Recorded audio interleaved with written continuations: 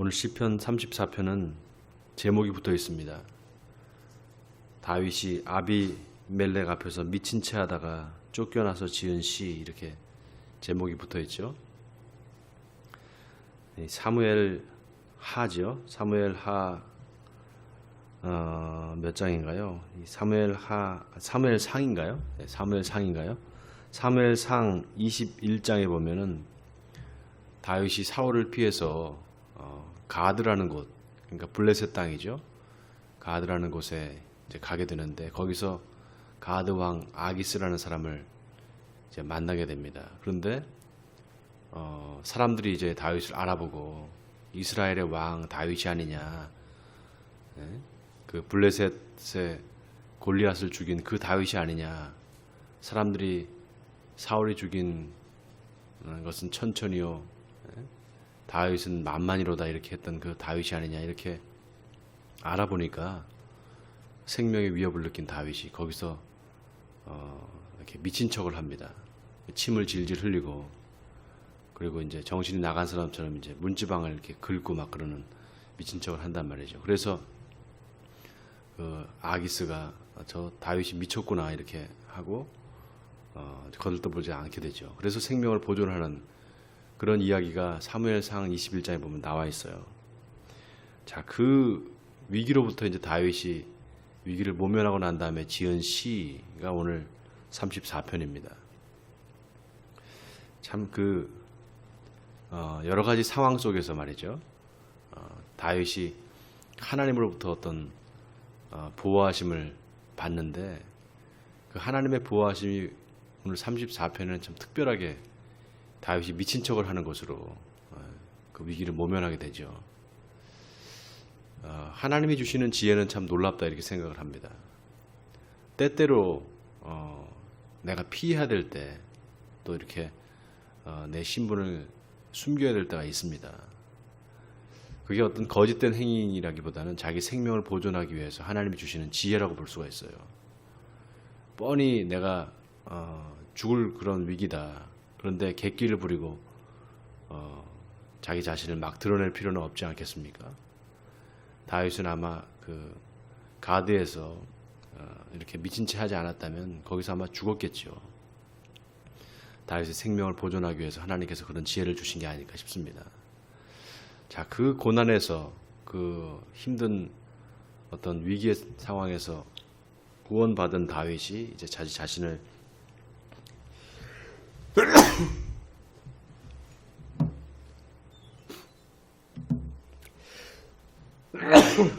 죄송합니다. 감사하면서 이제 시은 시인데요. 1절을 한번 보세요. 내가 여호와를 항상 송축하며 내 입술로 항상 주를 찬양하리이다. 내 영혼이 여호와를 자랑하리니 곤고한 자들이 이를 듣고 기뻐하리로다. 나와 함께 여호와를 광대하시다 하며 함께 그 이름을 높이세. 내가 여호와께 간구하며 내게 응답하시고 내 모든 두려움에서 나를 건지셨도다. 자, 여기 4절에 내 모든 두려움에서 나를 건지셨도다. 이 말씀이 참 의미심장합니다. 우리가 사실 이 두려움이라는 게 매일같이 어찌 보면 나의 삶을 전복시키려고 하고 나를 이렇게 낙심하게 만드는 그런 경우가 참 많죠. 그 두려움은 알 수 없는 두려움, 미래를 알지 못하는 그런 두려움입니다. 요즘 우리 한국에 참 여러 가지 어려움이 많아요. 여러분들 오늘 신문 아침에 보셨나 모르겠어요. 네, 러시아 군용기가 우리 독도 영해를 침범을 했는데 그거를 우리 군이 이제 경고 방송을 하고 약 360발 정도의 이 기관포를 쐈다는 거예요. 일촉즉발의 상황이죠. 그런데 거기에 또 이제 한일 관계가 좀 안 좋잖아요, 지금. 그러니까 한일 동맹이 지금 거의 깨졌다시피 한 거예요. 거기에 대고 이제 일본 정부가 한국을 비난했어요. 왜 자기네 땅에서 니들이 막 총을 쏘고 그러느냐. 참 그러니까 이제 독도는 자기네들 땅에다 이렇게, 독도 영해가 자기네들 영해다 이렇게 지금 주장하는 거란 말이죠. 거기다 대고 또 중국 공군도 이렇게 중국의 군용기도 막 우리나라 영해를 침범하고, 이게 지금 다 짜여진 각본이 아닐까 싶어요. 예. 중국하고 소련하고 중국하고 러시아하고 짜고, 또 이제 그 모든 그런 상황을 다 미국과 일본이 알고 있는 게 아닐까 싶어요. 예. 지금 한미일 동맹이 지금 이제 거의 깨지다시피 하니까 이제 중국하고 러시아가 우리 한국 영해를 그렇게 넘보는 거죠. 참 이 문재인 정부 들어서 우리 대한민국이 참 이 위기의 상황이 많이 지금 발생하고 있습니다. 특히 외교 안보 분야에서 굉장히 지금 위기입니다. 이 두려움이 참 그래서 엄습하고 있어요. 저는 요즘에 하나님께서 우리 대한민국의 이 정치나 또 경제나 모든 분야에서 이렇게 혼란스럽고 힘들게 되는 게 이유가 있다고 생각합니다. 그동안 우리 한국의 그 뭐라 그래야 되나요? 한국의 정치 상황이라든지 모든 게 다 거짓되고 좀 이렇게 솔직하지 못한, 언론부터 시작해서 국민들의 여러 가지 모습도 다 솔직하지 못하고 이중적인 그런 모습들을 하나님께서 고발하시는 게 아닐까 싶어요. 그리고 그것을 징계하시고 그것을 고치라고 이렇게 촉구하시는 게 아닐까 싶습니다. 하나님을 경외한다는 게 뭘까요, 여러분? 하나님을 경외한다. 오늘 시편 34편에서 다윗이 계속해서 반복해서 말하는 게 있습니다. 하나님을 경외하라. 그 하나님을 경외하는 자를 하나님께서 구원하신다. 이런 말을 계속 반복해서 하고 있습니다. 자, 6절을 보세요. 이 곤고한 자가 부르짖음에 여호와께서 들으시고 그의 모든 환난에서 구원하셨도다. 여호와의 천사가 주를 경외하는 자를 둘러 진치고 그들을 건지시는도다. 9절에도 보니까 너희 성도들아 여호와를 경외하라. 그를 경외하는 자에게는 부족함이 없도다. 계속해서 경외하다라는 말을 쓰고 있어요. 여러분이 경외하다라는 말이 참 중요합니다. 하나님을 경외한다는 게 뭔가, 이 경외라는 말이요, 히브리 말 이르아라는 말에서 유래가 됐어요. 이 경외라는 말이. 이르아라는 거는 의성어입니다. 의성어. 깜짝 놀랐을 때, 어떤 깜짝 놀라는 상황이 됐을 때 이르아 이렇게 깜짝 놀라는 그런 의성어예요. 거기서부터 경외라는 말이 시작됐어요. 여러분, 뭔가 깜짝 놀라는 상황을 한번 우리가 겪는다고 생각해 보세요. 세상에 이런 일이 있는가? 깜짝 놀라는 상황. 그 순간 잠깐 생각해 보면 이게 하나님께서 역사하신 거구나. 하나님께서 뭔가 지금 이 상황 가운데, 이 역사 가운데 개입하신 거구나. 이렇게 우리가 순간 깨닫게 될 때, 그때 하나님 앞에 엎드리게 됩니다. 우리는. 모세가 떨기나무가 불이 붙었는데 그 나무가 타지 않는 것을 보고 깜짝 놀라잖아요. 그래서 어떻게 합니까? 가까이 다가가죠. 그게 바로 경외예요. 그게 우리가 경외라고 합니다. 두려운 거예요. 두렵고 떨리는 겁니다. 그 두려움이 우리에게 있어야 될 줄 믿습니다. 하나님 앞에서 그 두려움은 거룩한 두려움이에요. 공포가 아닙니다. 거룩한 두려움. 하나님 앞에서 내 옷깃을 여미고 내가 뭔가 하나님 앞에 잘못한 게 있으면 빨리 그것을 회개하려고 하는 그런 마음가짐을 경외라고 해요. 지금 다윗이 그렇게 지금 하나님을 경외하는 자들을 하나님께서 찾고 계신다. 이렇게 지금 말하고 있습니다. 그리고 하나님을 경외하는 자들을 하나님께서 구원하실 것이다. 이렇게 말해요. 자, 8절에 보세요. 너희는 여호와의 선하심을 맛보아 알지어다. 그에게 피하는 자는 복이 있도다. 여호와의 선하심을 맛보아 알지어다.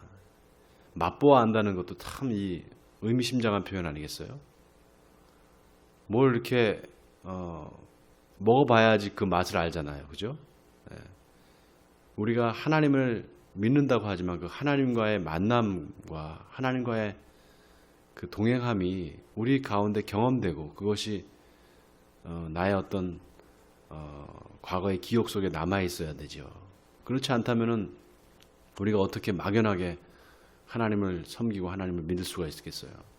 하나님과의 만남의 경험, 하나님이 우리를 구원하신 경험들이 우리에게 있단 말이죠. 하나님께서 그것을 통해서 우리를 계속 이끌어 가십니다. 어떤 하나님과의 만남의 경험을 통해서. 다윗은 지금 그 하나님과의 만남의 경험이 무수히 있는 거예요, 본인한테. 그러니까 지금 그것을 여호와의 선하심을 너희가 맛보아 알아라 이렇게 말하고 있는 겁니다. 자, 그 다윗은 하나님이 자신을 구원해 주셨던 수많은 경험들을 바탕으로 해서 하나님을 전적으로 신뢰하고 있어요. 그래서 10절을 보면 젊은 사자는 궁핍하여 줄일지라도 여호와를 찾는 자는 모든 좋은 곳에 부족함이 없으리로다. 너희 자녀들아 와서 내 말을 들으라. 내가 여호와를 경외하는 법을 너희에게 가르치리로다. 자, 11절에 이제 다윗은 자신의 경험을 교훈으로서 지금 사람들에게 알려주고 싶었다 이렇게 말하고 있습니다. 그리고 내가 알려줄 테니까 잘 들어봐라 이렇게 말하고 있어요. 자, 그게 뭐냐? 하나님을 경외하는 방법에 대해서 지금 구체적으로 다윗이 이야기를 하는데요. 자, 12절을 보세요. 생명을 사모하고 연수를 사랑하여 복받기를 원하는 사람이 누구뇨? 자, 이제 경외하는 법을 배우고 싶은 사람, 그 사람은 들어라요 이런 뜻이죠. 자, 13절을 보세요. 내 혀를 악에서 금하며 내 입술을 거짓말해서 금할지어다. 참 기가 막힌 말이에요. 내 혀를 악에서 금하며 내 입술에 거짓말을 해서 금할지어다. 하나님이 가장 싫어하시는 게 뭐라 그랬습니까? 거짓된 이중적인 마음, 두 마음. 그거 하나님께서 가장 싫어하셔요. 그게 어떻게 알 수 있는가 하면 예수님께서 오셔서 가장 적대적으로 예수님이 싫어하셨던 사람, 고의적으로 아주 대놓고 적대적으로 말씀하셨던 그런 부류가 있었잖아요. 바리새인과 서기관들, 대제사장들 이런 사람들. 그런 사람들은 이중적인 사람들이었어요. 위선자들이었단 말이죠. 거짓을 행하는 사람들, 겉과 속이 다른 사람들이었단 말이죠. 그래서 그 하나님께서 가장 싫어하는 것은 거짓입니다. 첫 번째는 혀를 금해서 거짓말하지 말라는 거예요. 제가 아까 우리 지금 한국에서 일어나고 있는 여러 가지 어려운 국가적인 재난의 사태가 이 거짓된 것, 우리 한국 사람들이 거짓된 것 여기서부터 시작됐다 이렇게 제가 말씀드렸잖아요. 왜 제가 그걸 아는가 하면은요, 이스라엘 백성들의 역사가 그걸 증명해주고 있어요. 이스라엘 백성들이 왜 이렇게 고난을 받고 왜 이렇게 어려움을 겪었는가? 그들한테 거짓이 있었어요. 제가 참 답답한 것은 우리 한국 사람들이 거짓을 알아요. 이게 거짓말이라는 걸 알아요. 그리고 알면서도 그냥 따라가요. 자신의 그 구분 욕망 때문에 거짓을 알면서도 묵인한단 말이죠. 하나님이 가장 싫어하시는 거예요. 지금 언론도 거짓되지요. 정부도 거짓되지요. 사람들의 마음도 거짓돼요. 이 거짓은 반드시 심판받습니다. 하나님께서 이 거짓을 심판하시기 위해서 지금 우리에게 이런 어려움을 주고 있는 거예요. 우리는 빨리 회개해야 될 줄 믿습니다. 우리 개인적인 삶에서도 거짓을 버려야 되고요. 우리 일상에서도 우리가 거짓말하는 것을 이걸 금해야 됩니다. 절대 거짓말을 하면 안 됩니다. 자, 그 다음에 두 번째는 악을 버리고 선을 행해야 된다는 겁니다. 선을 행한다는 것, 여러분 이거 좋은 거잖아요. 그렇죠? 하나님 앞에 선을 행할 수 있어야 되잖아요. 그런데 우리 한국의 그리스도인들, 특히 신앙생활을 좀 오래 한 사람들은 잘못된 신앙관을 갖고 있어요. 제가 말씀드렸잖아요. 로마서 강해를 하면서 사람이 행함이 아니라 예수를 믿음으로 말미암아 구원받는다. 이 말을 잘못 곡해하고 잘못 받아들이는 거예요. 저는 거기에 또 하나의 거짓이 있다고 생각합니다. 그걸 알고 있단 말이죠. 선을 행하는 게 좋다는 거를. 그런데 그거를 자기가 죄를 짓고 싶으니까 그거를 자꾸 이렇게 아니라고 부정하고 싶은 거예요. 그냥 예수만 믿으면 돼. 믿으면 구원받아. 이런 식으로 자꾸 쉽게 가는 거죠. 제가 그랬잖아요. 예수님께서 한 율법사가 구원받는 사람의 수가 많습니까? 적습니까? 이렇게 물어봤을 때 뭐라 그랬다고요? 예수님이? 좁은 문으로 들어가기를 힘쓰라 그랬다고 그랬잖아요. 좁은 문으로 들어가기를 힘써야 됩니다. 근데 그거는 하지 않고 자꾸 쉬운 길을 찾는 거예요. 하나님이 나를 구원해 주실 거야. 예수님이 십자가를 지고 나를 위해서 돌아가셨기 때문에 나는 십자가를 질 필요가 없어. 왜 예수님이 나를 위해서 대속해서 돌아가셨는데 뭘 내가 왜 십자가를 져야 돼? 이렇게 생각하는 거예요. 천만의 말씀입니다. 성경은 그렇게 말하고 있지 않아요. 예수님은 반드시 말씀하셨어요. 분명하게 말씀하셨습니다. 누구든지 나를 따르려거든 자기를 부인하고 자기 십자가를 지고 따를 것이라 이렇게 말씀하셨단 말이죠. 하나님께서 우리에게 요구하시는 십자가가 분명히 있습니다. 신앙생활 하면서 우리가 항상 세상 사람들처럼 탄탄대로로 형통하게 될 거다. 그렇게 생각하면 신앙생활을 잘못하고 있는 겁니다. 하나님 앞에서 우리가 짊어져야 될 십자가가 반드시 있단 말이죠. 그걸 우리가 생각해야 됩니다. 그 다음에 세 번째가 뭡니까? 화평을 찾아 따를지어다. 우리 대한민국의 지금 제일 큰 문제가 뭔가 바로 이 분열의 영이 한국을 덮고 있어요. 서로 분열되고 서로 싸우고 서로 물고 뜯고 하는 거. 이거를 빨리 회개해야 됩니다. 지금 모든 사람들이 다 이데올로기의 종이 돼버렸어요. 노예가 돼버렸어요. 예수 믿는 사람들도 예외가 아닙니다. 서로 좌파, 우파가 서로 나눠져서 서로 싸워요. 도대체 이 대한민국 사람들의 사고 속에 도대체 뭐가 들어있는가?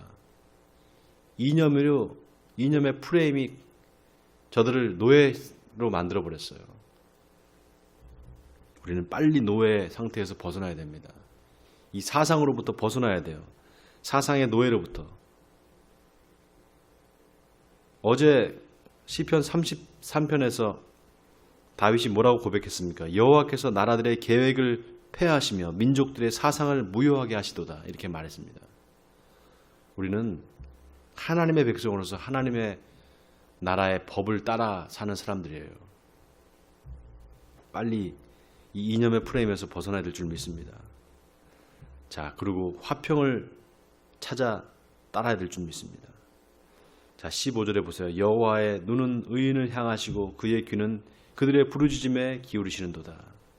여호와의 얼굴은 악을 행하는 자들을 향하사 그들의 자취를 땅에서 끊으려 하시는도다. 하나님은 의인들을 향해 항상 의인들을 보호하고 계세요. 그러나 하나님의 심판은 악인들을 향하고 있습니다. 그래서 우리가 늘 하나님 앞에서 호람대오의 마음을 가지고 우리 삶을 항상 돌아봐야 돼요. 그게 바로 경외입니다. 경외. 두렵고 떨림으로 구원을 이뤄가는 것. 그걸 말하고 있습니다. 자, 17절이죠. 17절은 의인이 부르짖음에 여호와께서 들으시고 그들의 모든 환난에서 건지셨도다. 여호와는 마음이 상한 자를 가까이 하시고 중심으로 통회하는 자를 구원하시는도다. 자, 오늘 18절이 이 34편의 핵심 구절입니다. 하나님은 우리에게 뭘 원하시는가?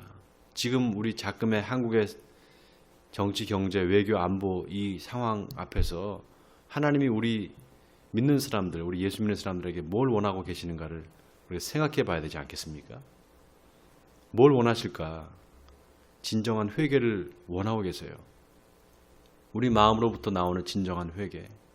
우리가 지금까지 거짓된 삶을 살아왔다면 하나님 앞에 진실되어야 되는 거, 다시 돌이켜야 되는 거, 그거를 하나님께서 원하고 계세요. 원하기는 회개하고 진실된 사람들로 변화되는 역사가 우리 가운데 일어나기를 주님의 이름으로 축원드립니다. 하나님은 우리를 버리지 않습니다. 그러나 이스라엘 백성들의 역사가 증명하듯이 이스라엘 백성들이 끊임없이 거짓을 행하고 끊임없이 하나님을 떠나서 우상 숭배에 빠졌습니다. 그래서 결국은 그들은 비운의 역사를 맞이하게 됐어요. 70년 포로 생활도 모자라서 다시 그들은 포로 상태가 되었고, 그리고 나라 없는 백성으로 수세기를 나라 없는 백성으로 살았어요. 그렇게 살다가 나중에 이제 이스라엘이라는 나라가 건국이 되지 않겠습니까? 지금 이스라엘의 모습을 보면 그 모든 그 역사적인 그런 어떤 그 시행착오를 거듭하고 이스라엘 백성들이 이제 깨달은 거예요. 뭘 깨달았는가? 나라가 힘이 있어야 되는구나. 나라가 힘이 없으면 안 되는구나라는 걸 깨닫는 거예요. 아주 단순한 진리입니다. 우리 대한민국 지금 우리나라가 힘이 없어요. 너무 힘이 없어요. 지금까지 뭘 했는가 묻고 싶을 정도로 이렇게 무너져 버립니다. 힘을 키워야 돼요. 힘을 키워야 됩니다. 하나님께서 우리 대한민국을 다시 우리가 돌이킬 때 다시 세워주실 줄 믿습니다. 우리가 이걸 기도해야 됩니다. 자, 오늘 자꾸 이제 그 나라를 위한 기도가 우리에게 필요하다는 그런 하나님께서 마음을 주시는데요. 오늘 시편 35편을 우리가 좀 묵상하면서 우리 지금 대한민국의 상황, 그 상황을 한번 생각하시면서 우리 하나님께 기도했으면 좋겠습니다. 하나님, 우리 대한민국을 지켜주시옵소서. 우리 대한민국을 불쌍히 여기시옵소서. 우리 대한민국이 다시 한번 하나님께 쓰임받는 나라가 되게 해주시옵소서. 하나님, 우리 대한민국의 국민들이 다 거짓을 버리고 정말 선을 행하고 화평케 하는 역사가 있게 도와주시옵소서. 먼저 우리 믿는 사람들이 서로 불신하고 서로 싸우는 것을 멈추고 서로 사랑하게 해주시옵소서. 그리고 우리 일상에서 거짓을 버리고 이제 하나님을 믿는 백성으로서 하나님을 경외하는 사람들로서 살게 해주시옵소서. 이렇게 기도했으면 좋겠습니다. 오늘 원하기는 이 34편이 우리로 하여금 회개케 하고 또 하나님 앞에 돌아오게 하는 그런 계기가 될 수 있기를 주님의 이름으로 간절히 축원드립니다.